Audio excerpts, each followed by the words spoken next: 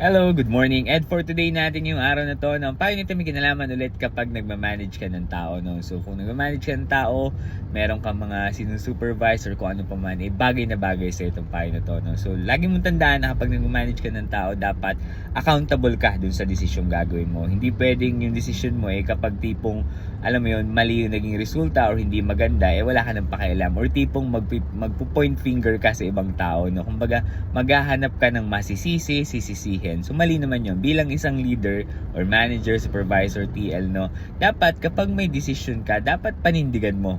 Ano man ang maging resulta, like bad man yan or good, no, basta kung ano man ang maging resulta, dapat panindigan mo, pangatawanan mo. Hindi pwedeng wala kang accountability dun sa mga bagay na nangyayari dun sa team mo, sa sinusupervise mo, no, dapat meron kang share.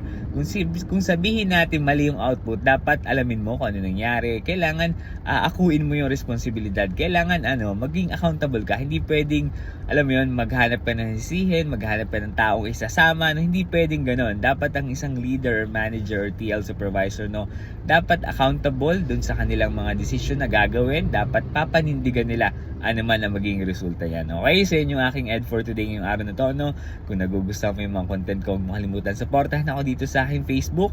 Like and follow mo ako. I-follow mo rin pala ako sa TikTok at mag-subscribe ka na rin sa YouTube account ko. Yun lamang. Salamat.